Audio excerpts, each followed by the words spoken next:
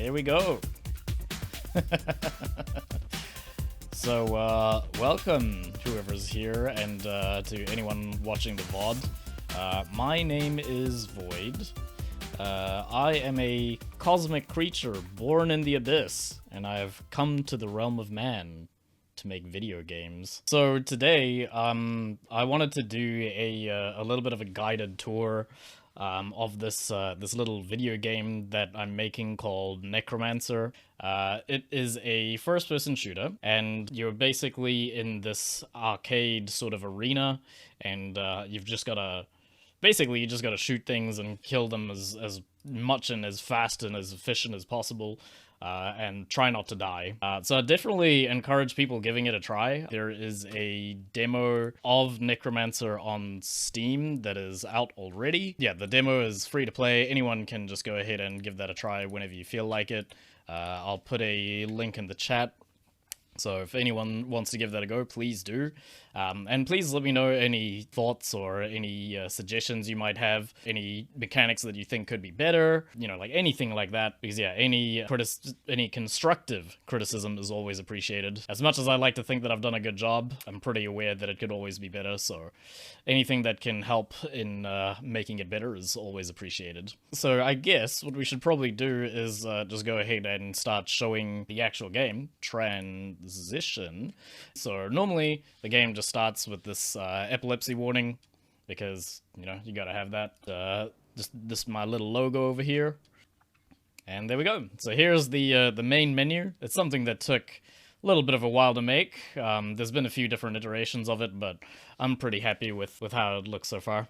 This is what it looks like without post-processing. Actually, it's probably a good idea for me to just do the tutorial so that people can see how you're actually supposed to play the game. And then you'll sort of start off with theoretically as much knowledge as I am in terms of how to play the game. So yeah, so when you first start it up, it just has this little note. The demo version is missing some enemies, upgrades, and bosses, and also some weapons, bunch of stuff. You can still play most of the game and get a good feel of how the game is supposed to play from the demo. It should be at least a pretty decent indicator of what the full game is gonna be like. And yeah, you know, since it's still not even released yet, there's a lot of work that still needs to be done. I started making this game in the April lockdown in New Zealand. I've been working on it for basically 2 years, give or take. I've had a few occasions where I've sort of had to take little bits of breaks because I was spending my entire free time just working on it. And of all the things to be spending my free time on, I really enjoy making games, so this is definitely one of the more interesting and fun things, or more productive things for me to be doing with my free time. So anyway, so you kill enemies, blah blah blah. So yeah, so you step onto the altar.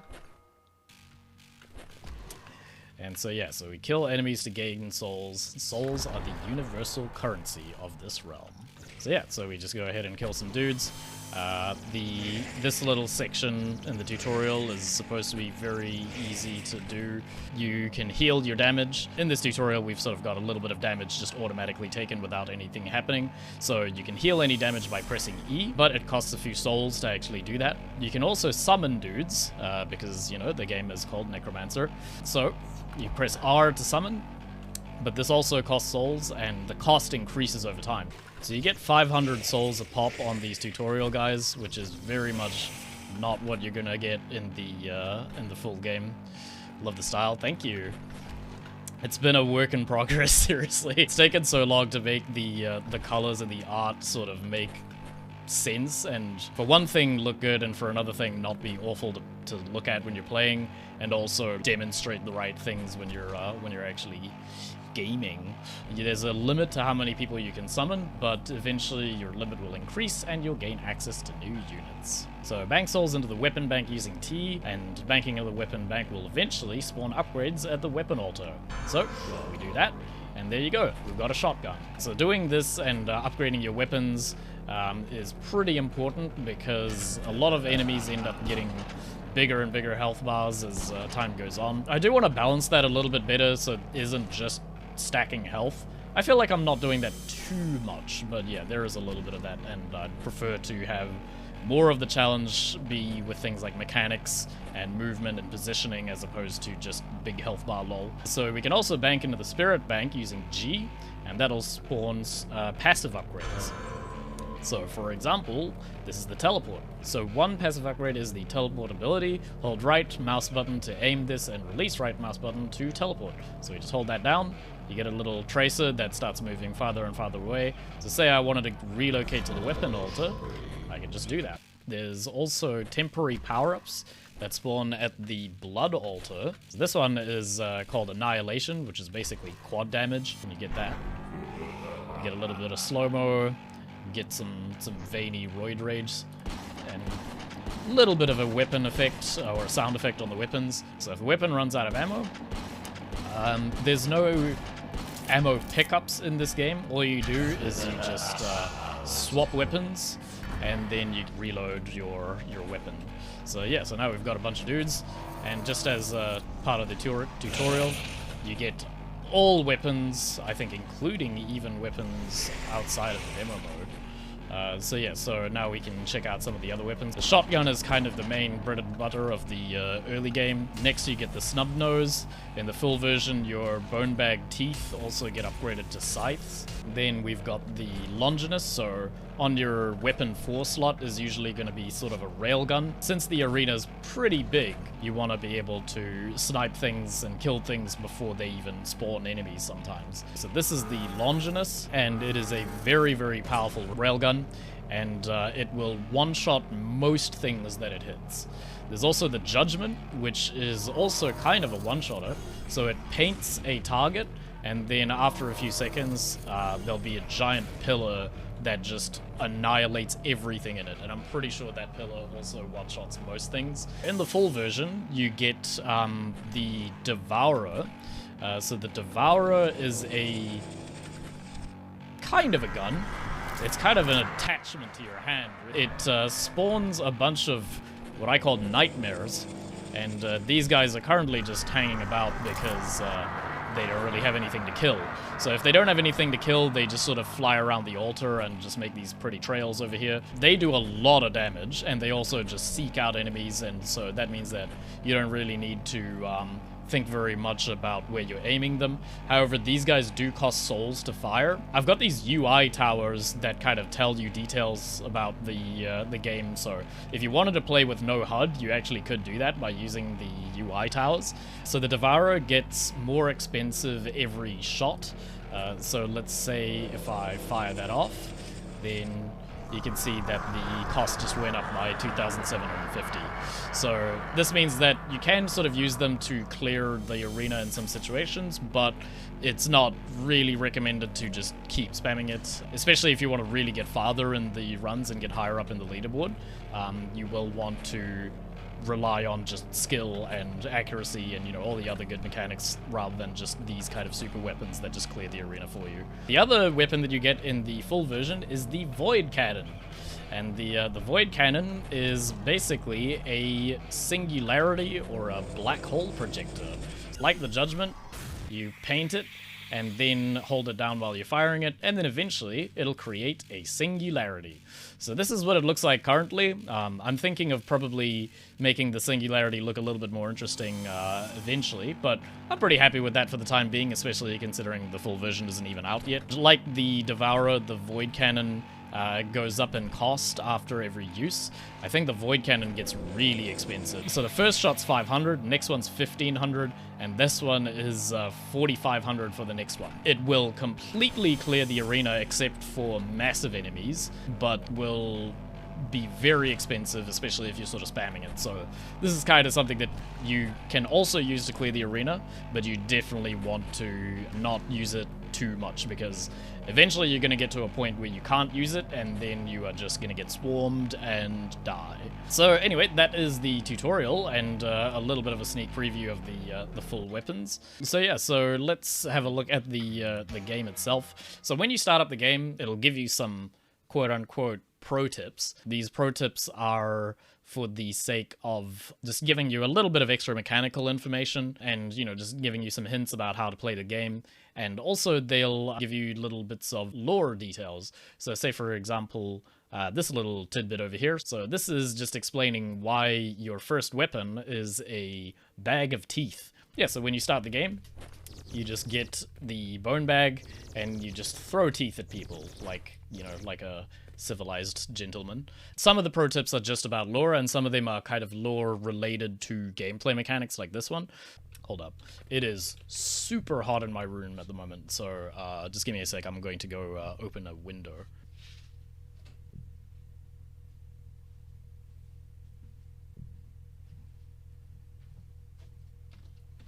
Hooey! Where was I? So yeah, so this is the world. The way that I sort of structured it is that it's only once you walk into this altar in the middle and touch the Elder Gem that you actually start the game. Point of that is just so that you can sort of have a little bit of a look around and yeah. Yeah, so this is the world of Necromancer.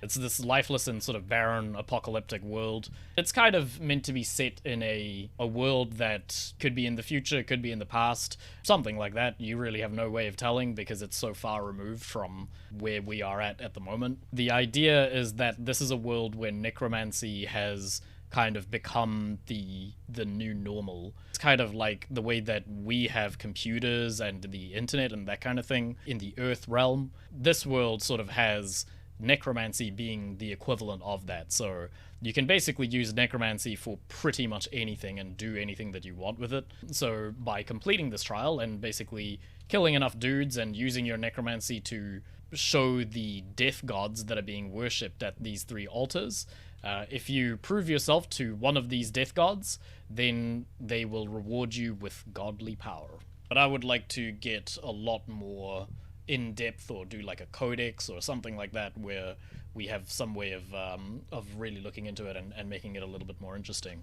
I've been really inspired by the Dark Souls and From Software's way of doing it for a long time. Just being able to use little tidbits of information to sort of piece together a story. So I'm generally a fan of games that don't really hold your hand and sort of spoon feed everything to you. So this game is kind of on that line of thinking. It's supposed to be pretty challenging, and a lot of the adventure of it is figuring out how to be skillful at it and get good at it by yourself. But like hopefully if this game gets big enough, we'll get a little bit of a community going and be able to do things like wikis and that kind of thing. So that'd be really neat if that happens. At this stage, I'm probably thinking of doing something like, some sort of lore codex or something that allows you to actually read into the lore in game a little bit more. I'm thinking of maybe just having like a console or something just sitting around, and you can use that to read into the Eldritch Necromancer lore and stuff like that. The altars are supposed to be representing different death gods. This one is from a holy god, this one is from the blood god, and this one is from the flesh and bone god. So these guys all sort of practice necromancy, but they all sort of go about it in a slightly different way. The flesh and bone guys are kind of, I guess the easiest way to think about them is kind of like they're tradesmen. So they use necromancy very practically, and they use it just for, doing things like building things or summoning structures or, creating the environment and that kind of thing. They really want to use it in as practical of a way as possible and really focus on the life that they are living in the present moment. So they're not really so interested in the idea of immortality or living forever or prolonging your life and stalling death. But the other 2 sects that are in this universe are interested in that. So the holy guys are kind of more interested in, let's say, purity of form. So they are kind of interested in attaining a sort of spiritual godliness. So then these guys over here, we've got the blood guys, and they are kind of more interested in the flesh having sort of ultimate power and that kind of thing. So the holy guys basically want to be able to want the spirit to have ultimate power, whereas the blood guys want the body to have ultimate power. Whereas the flesh and bone guys, they do want an ultimate power of sorts, but they kind of want to use it very practically and just kind of mostly use it for bettering the world itself. Anyway, that's probably enough about the lore. I think what we should probably do now is just have a little bit of a run, and I'll try and explain as much as I can while I'm playing. So yeah, so we start off with just some really basic enemies, and we just shoot some dudes, and yeah, kill bad guy. So at the moment I've got enough to summon a friendly unit. You basically can do that after killing 2 dudes, so let's just go ahead and summon, and there we go. I now have a buddy. So the music was done by me as well, but I am planning on hopefully getting some more people on board for the purposes of music and audio. I've been working with Cy Dill, who I think I met through the Devil Daggers community. Cy's been helping me out with some audio stuff, and I'm super excited to get that into the game because it sounds very, very cool. So let's go ahead and summon some more dudes. Oh, I actually probably should upgrade my summons. Oh god. Please go. So as you can see, these guys take a lot of bullets to kill, so it is probably a good idea for me to get a weapon.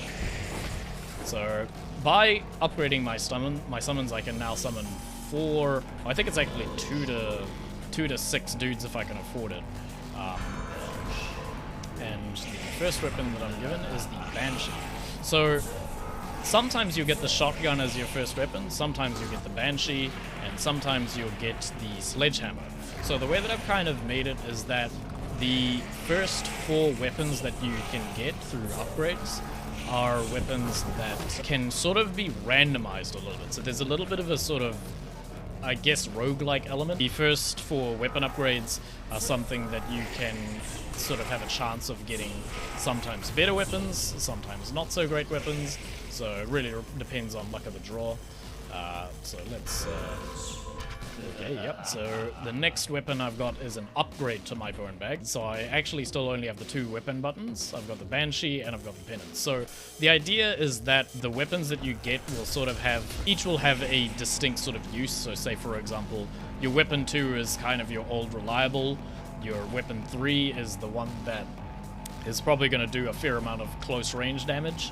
Weapon 4 is usually a railgun, and weapon 5 is a kind of chain gun or high damage sort of thing. So hopefully by combining them all and using them for the intended purpose, you can get some cool stuff done. So I'm kind of just sitting over here with this power up ready to take, and so when I actually want to use the power up, I can do that, and I can actually kill some dudes. So at the moment there's only just the annihilation slash quad damage that we've got over here. So eventually I'll get more, and they'll do more interesting things. And I died, so let's try that again. There's also one little secret detail over here. This weapon that I've got here is actually a secret weapon. You have to find it by walking around the arena a little bit. It's pretty cool because it'll do lots of damage close range. It doesn't really have very much range, so you do have to get a little bit close to the enemies in order to get to hit.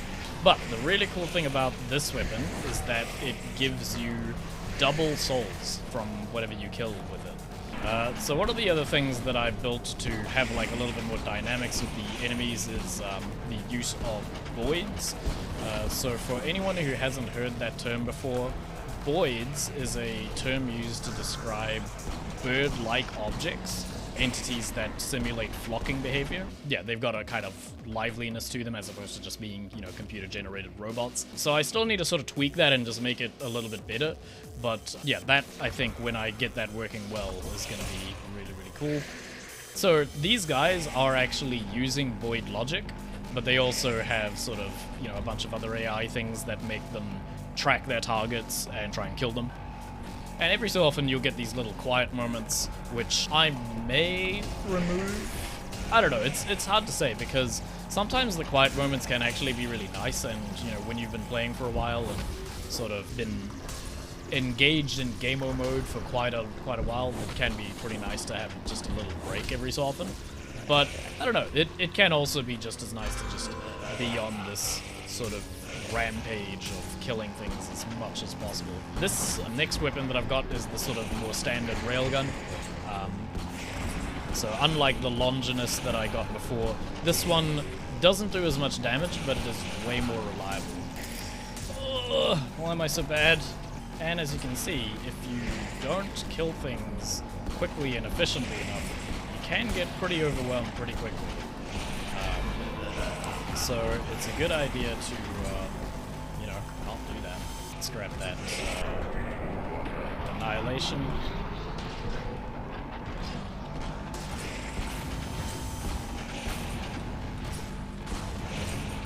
And as you can see, when I've actually used my mechanics and I've got my dudes helping me, and when I use the annihilation, things die. Making the mechanics something that feel rewarding to use is another thing that I do want to try and just, you know, keep on as much as possible. But yeah, that's always a work in progress. I think the mechanics and the movement and how it feels to play isn't too bad at the moment. I think it could definitely use some improvement, obviously, but yeah, but I'm reasonably happy with how it's turned out so far. I think one of the main things it needs is just enemies that sort of... Oh, and I died. I saw that happening. So those big guys that just showed up, they shoot these big balls that one-shot you, so they are certainly a problem. Anyway, I think that's probably, you know, given you guys a reasonable impression of how the gameplay works. So I think we'll probably move on from that. What I'll probably do is just do a little bit of an overview of all the different weapons. First of all, I'm just going to grab some water, so I'm going to be back in a second. Alright. I'm now well hydrated. So let's have a look at the enemies first. So currently there's a few enemies that we've got. Some of them are actually implemented, some of them not so much. The Death Knight is one that hasn't been properly implemented yet. We can have a quick look at the model of it at least, I guess. But this is kind of an idea of what the guy is gonna look like. So this guy is, in terms of how he works, probably reasonably inspired by the Marauder from Doom. Doom Eternal, I should say. So basically, some guy who is just meant to be a giant problem and really challenge your mechanics and that kind of thing. The first one that you'll see, as you may recognize, is the Revenant. So the Revenant is just a sort of, you know, reasonably straightforward. He's just a sort of grunt level unit, sort of reminiscent of the zombies from the old Doom games. Yeah, all he does is basically just shoot fireballs. They do a little bit of strafing, kind of floating about and trying to sort of flank you a little bit. These guys also do have a melee attack that may end up getting reworked and kind of done a little bit better. But basically what they'll do is they'll throw this sort of grenade at you. Well, most explosions in this game have a certain degree of knockback, and knockback is not the worst thing, but it can really mess with your positioning. And then not long after fighting Revenants, you'll probably fight some Juggernauts. So the Juggernauts are these guys, and the Juggernauts are big fleshy monstrosities that actually lob kind of like a shotgun volley of explosive, explosions. They have some traces on the ground so you can see where they are. The idea is that you want to sort of avoid them and look at the orbs as they're floating towards you and as they're about to fall on the ground. Sometimes that can mean just getting as far away from them as possible. Sometimes that can mean actually run straight into them and run underneath the Juggernauts. And that's actually sometimes the safest way to get to deal with them. So yeah, so if you get hit by any of those, it'll do a fair bit of damage and it'll also knock you around. These guys also do have a fair bit of health. Generally, when I'm designing these health numbers, I'm kind of thinking how many hits will it take, or how long will it take to kill them, based on the different weapons and how much DPS the weapon is doing, what level the weapon is at, or, you know, what tier the weapon is. So should it be able to kill them very quickly, or is it something that you probably want to try a different weapon for because the one that you've got at the moment is not really very high level? At the moment, I think I'm mostly thinking about mechanical balance and trying to get the gameplay feel of it the way that I want. The enemies are okay, they're definitely improving, but I think because I spent so much time working on the guns and making different weapons, the enemies still have AI that's a little bit too basic for me, and I definitely want their level of challenge to be a little bit more interesting and a little bit more dynamic. Maybe if the enemies have some more abilities and stuff like that, that'd be really cool as well. After Juggernauts, the next enemy that I think you fight is the Necromancers. You'll usually start seeing Terror Necromancers start spawning. So Terror Necromancers are these guys. They don't have very much health, so 800 health, but they do give you a lot of souls if you kill them. And especially if you can use the gauntlets, and if you can zap them at close range, you'll get 600 souls instead of just 300, so that's pretty juicy. But these guys don't actually attack, they just sort of hang back and they stay at far range as much as possible, because what they do is they summon terrors. So terrors would be the next unit, and terrors are these little guys. So these little guys do use Void Logic, and they're supposed to sort of flock and flank you and just kind of be a swarm of annoying fleshy monstrosities that try and kill you. They don't do too much damage, but they are generally pretty annoying because they will do damage if they are left unchecked. They kind of just swarm you and annoy you. But they only do 40 damage, so that's currently something that would take 4 hits to kill you. But if you're getting hit by other things at the same time, that can be a pretty massive problem. And especially if you have them right on you and you can't get rid of them, that 40 damage is going to keep happening after not very long. There is a little bit of iframes after you take damage, but it's not that long. It's only something like a third of a second. Ideally, you kill the Terror Necromancer before it even summons, and that'll mean that you don't even have to deal with the terrors at all. But when things get really crowded, that's a lot less possible, so yeah, you just have to find the right weapon or the right strategy for that. Not long after Terror Necromancers, you also end up fighting Elite Necromancers, which are these guys. So the Elite Necromancers also don't do very much except just hang back and summon.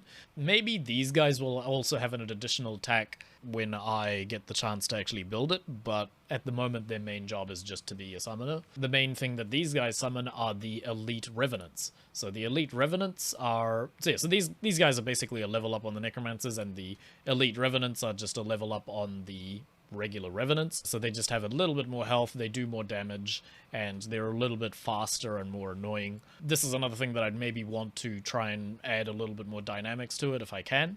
We then come to the Lich. So these guys are a giant problem, and they summon a very, very annoying enemy called the Lacerator. Or for anyone who's played this game before, these guys have sort of ended up being affectionately named green guys. So these guys are a massive problem because they will one-shot you no matter what. These guys are just there to just fly at you at increasing speed. They also use Void Logic, so they sort of flock with other Voids, and eventually they'll get to you and they will explode. And that explosion does 600 damage, and you only have something like 150 health at the beginning of the game. Yeah, so 600 damage is definitely going to kill you. You can dodge the explosions sometimes, but not always, and generally speaking, if one has gotten in melee range, you are basically dead. But you definitely want to try and make it a habit to clear them as much as possible. So the Lich also has some other attacks. It not only spawns Lacerators, but it can also sometimes spawn pillars, where it sort of does a shotgun of 3 pillars, and then sort of creates these pillars that you have to avoid. And it also sometimes spawns a random Wanderer, and the Wanderer pillar is this big purple pillar which just sort of floats around the arena. If you kill the Lich, it'll disappear, but if you don't kill the Lich, it will kill you. So touching this pillar at all is basically a one-shot. It does 300 damage, so yeah, so definitely a bad idea. Especially when there's multiple Liches on the field, these pillars will just be kind of everywhere, and they will really start severely impacting your motion and how much you can move around the arena. Not long after the Liches, you'll end up fighting Dreadnoughts. So the Dreadnoughts are these massive guys. These guys shoot one-shotting lobbed grenades. So they're kind of like the Juggernauts in the sense that they lob grenades or projectile orbs that fall to the ground and explode. These guys fire more frequently. They don't have health, but what they do have is these 2 weak points. Each weak point takes 1500 damage, or it has 1500 health, so you have to kill both weak points before the Dreadnought dies. Dreadnoughts and Juggernauts also tend to not go for any other targets. So they will generally ignore any other allies that you've summoned, and they'll usually just go straight for you. If you don't clear them up, they are definitely going to start impacting your movement and where you can go. It's one of those things where you kind of want to prioritize the right things at the right times. Liches are pretty high priority because they have the most one-shot potential. Dreadnoughts are also pretty high priority because, as I said, if you leave them around, they're just going to keep shooting their explosive balls, and if you get hit by those, you get dead. So yeah, so these guys you do want to try and kill as much as possible. In the full version, you're going to see Death Knights. One of the other units is the Vizier, and this guy starts spawning a little bit closer to endgame when you are right at the boss level. These guys currently don't do very much. They basically just summon liches. When they're properly implemented and they actually have more stuff going on, then yeah, they'll do a whole bunch of weird spells and stuff. I'm kind of intending for them to do some spells that really seriously mess with you. These guys are supposed to be kind of mind flare type things, so my current idea is doing things like having them impact the visuals on your screen and impact the shaders on your screen so that they really mess with your vision. But I don't know if that's maybe too much of an impact, so I guess we'll have to find some way of balancing stuff like that, or find some good ways to actually, yeah, keep these guys from being definitely a giant problem, but not so much that they just end your game just by being on the board or something like that. Finally, there is the Soul Collector, which is the final boss of the game, but I'm not going to unveil that just yet. That's something that I'll let you guys see when the game actually comes out.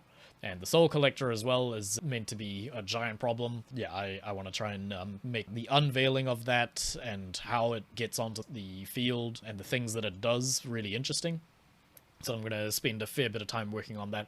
So yeah, all this sort of enemy stuff that I've been talking about so far, once that's done, that, I think, is pretty much a good place for me to actually do early access and release that. And yeah, that's probably all that I would really need to go over for the enemies. So I guess let's go on to the weapons. So there are this many weapons. There's a lot of them. And yeah, because there's random chance which weapons you get every run, that's kind of why there's so many of them. A lot of them do similar stuff, but most of them will do a particular job in different ways. So say, for example, the first upgrade that you get as a weapon when you bank into the weapon altar is either the shotgun or the banshee or the sledgehammer.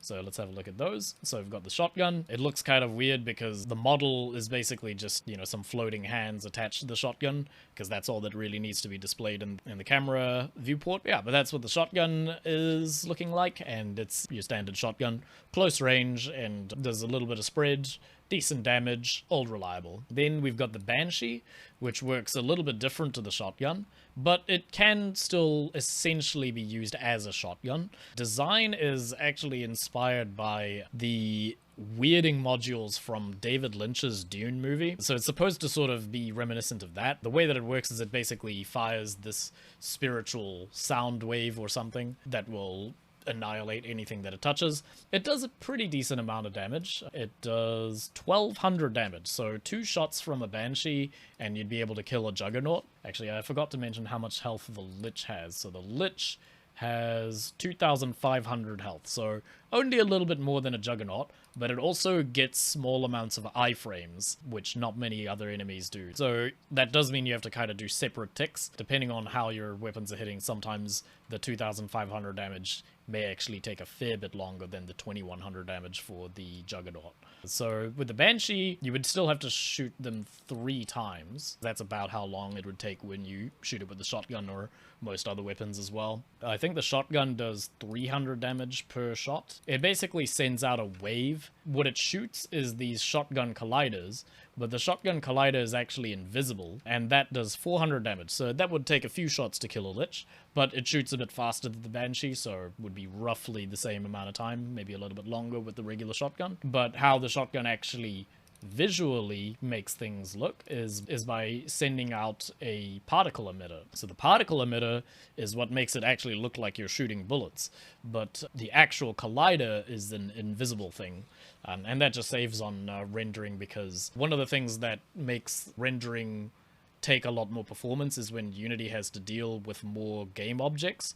So when there's more game objects that are split into distinct objects, that makes it a little bit worse for rendering, whereas if they're all considered under the same game object, like a particle emitter, that is a lot easier for the rendering engine to deal with. Yeah, so that's the shotgun, and that's the Banshee, and then the sledgehammer is the one that is actually just basically straight up better than the other two, because it is basically a hyper ultra shotgun, and it shoots faster, or the bullets actually have piercing as well, and they do pretty high damage, 500 damage.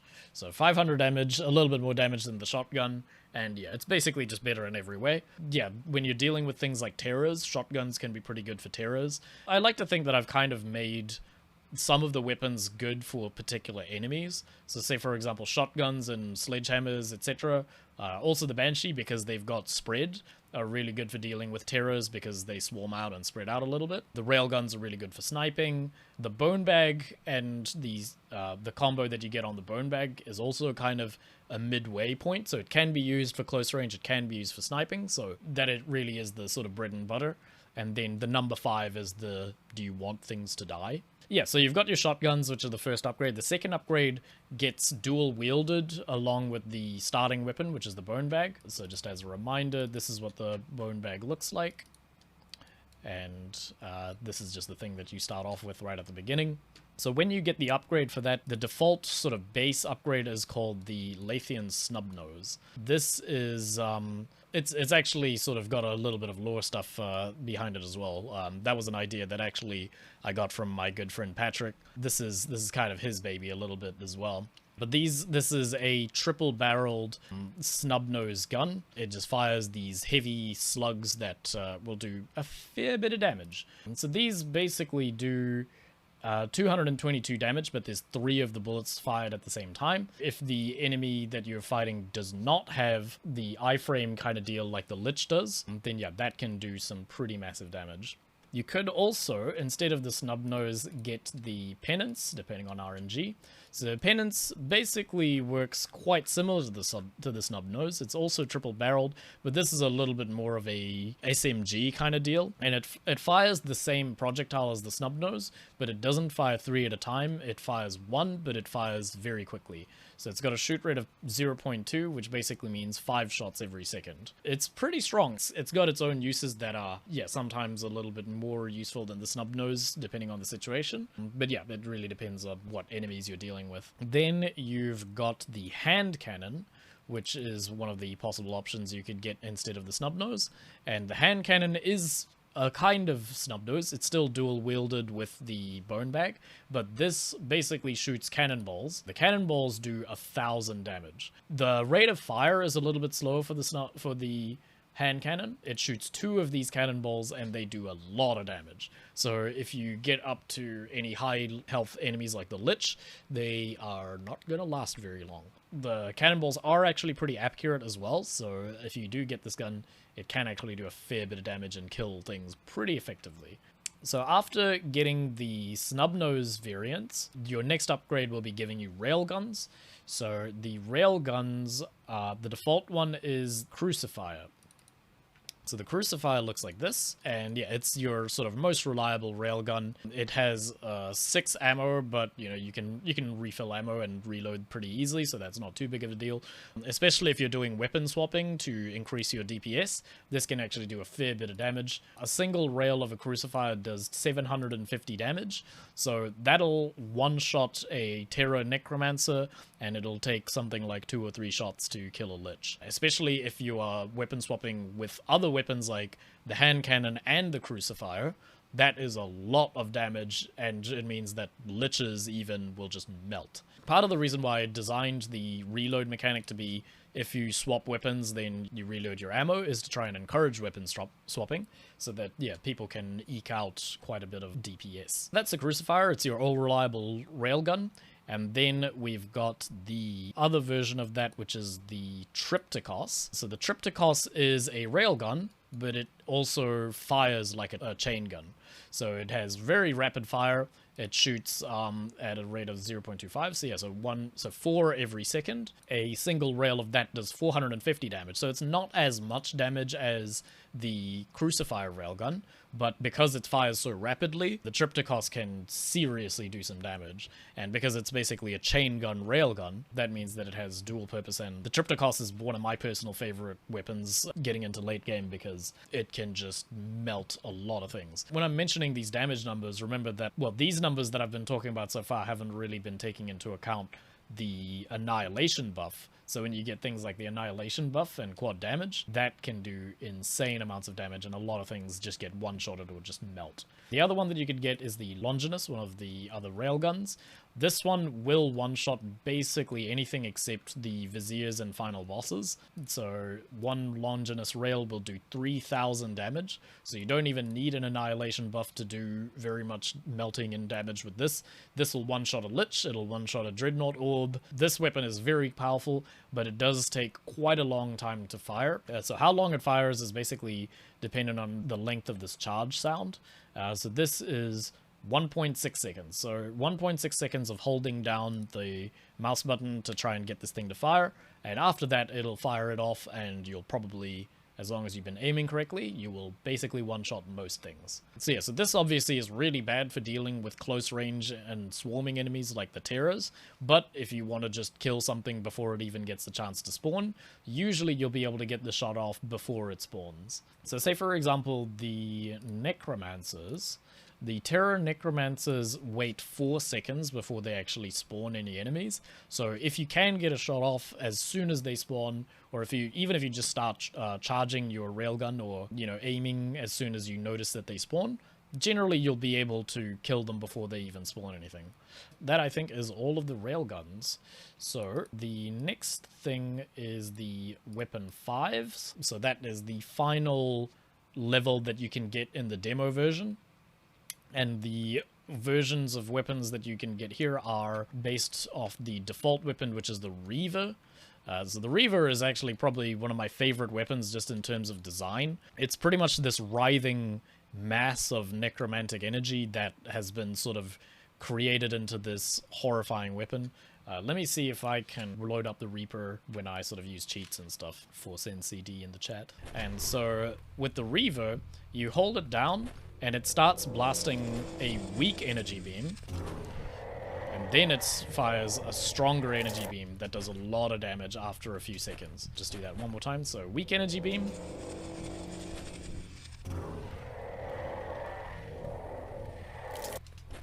That does a fair bit of damage when you're using, well, when you manage to charge it up to get the strong version. Let's have a look. Let's have a look at the damage numbers. So the weak colliders do 20 damage per bullet, but a lot of these get fired. Strong one does 200 damage per bullet. Can take a bit of a while against enemies that have iframes. It still does quite a lot of damage and is generally a very strong weapon. You could also get the Judgment, which I showed you before.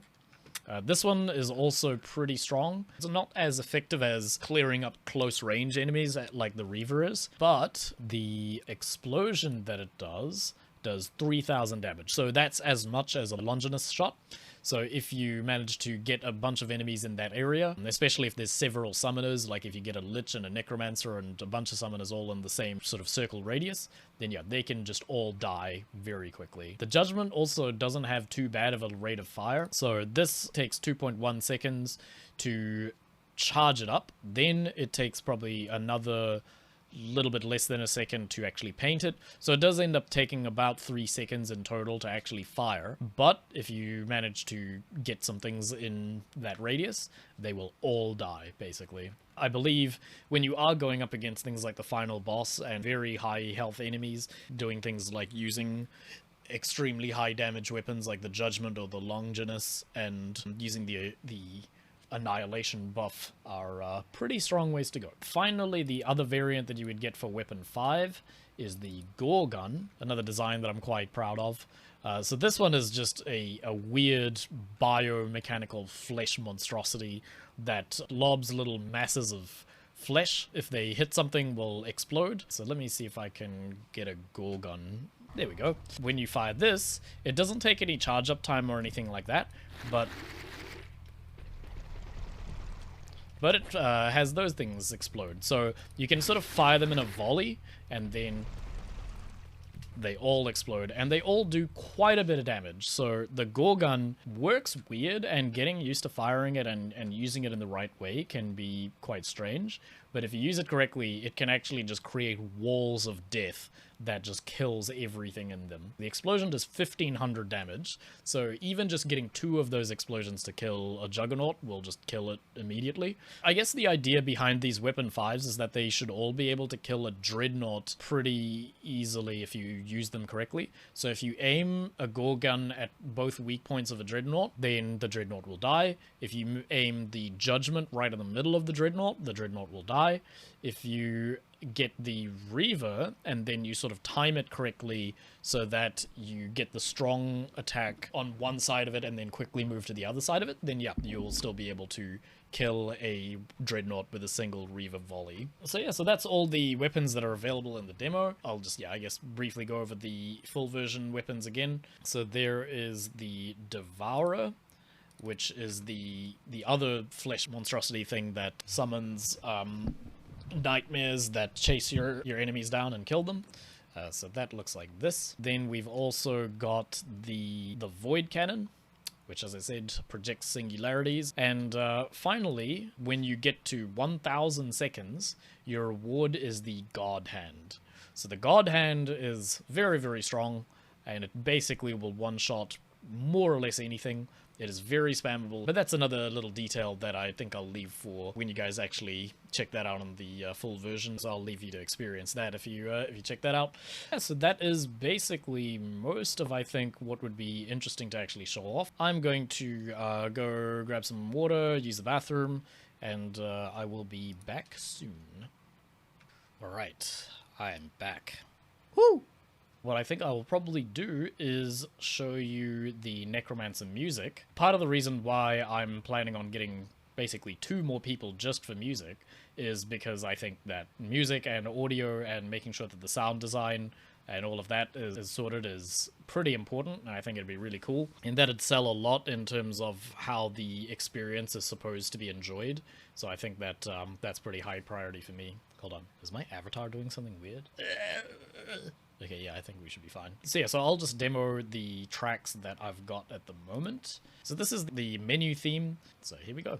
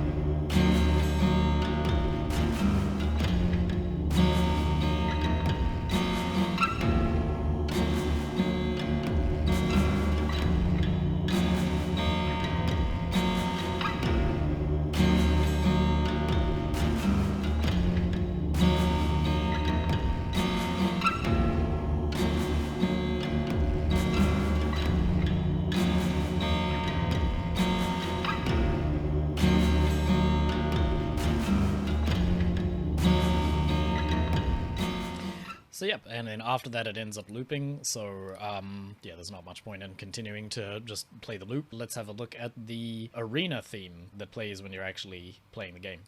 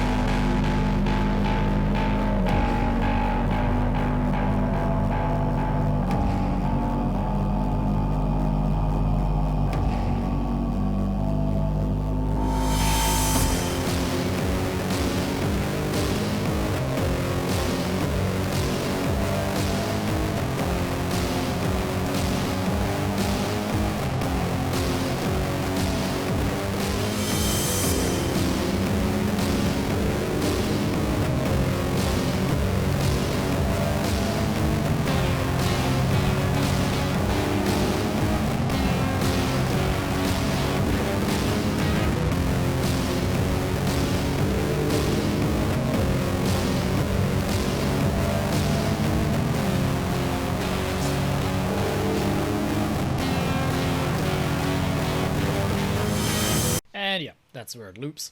Yeah, so that is the arena theme that I made for Necromancer. I was pretty happy with it. I do like the sort of rhythm of it and the hard-hitting industrial nature to it. I really like that bit at the end where it sort of goes into a more sort of proper, like, grungy sort of metal area. Yeah, okay, so I'm going to just go ahead and play one more song.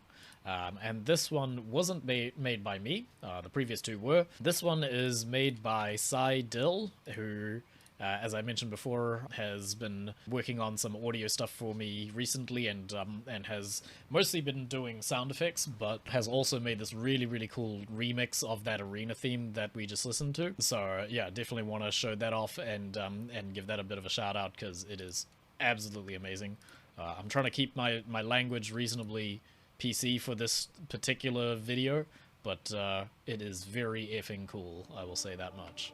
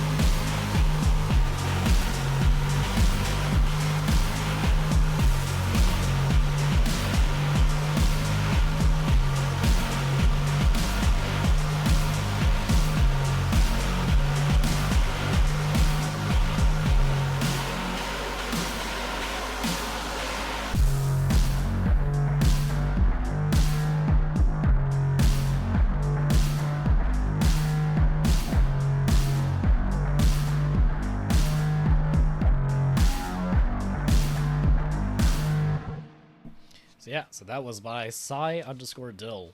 Very, very, very cool remix. Absolutely love it. I love the sound design of it and the audio engineering on it especially.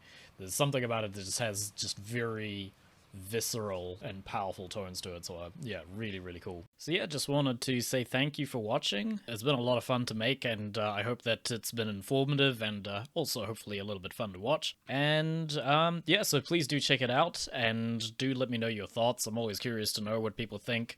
Good things as well as bad things, and any constructive criticism, as I said before, always very much welcome. And I do really appreciate anyone playing the game and letting me know what they think. I'll also just post a Linktree link just over here. So if you want to get any social media updates or anything like that, please do have a look at that and follow me on whichever social media platforms you think are your deal. And aside from that, thanks again for watching, and I hope you enjoy the rest of your day. Bye-bye.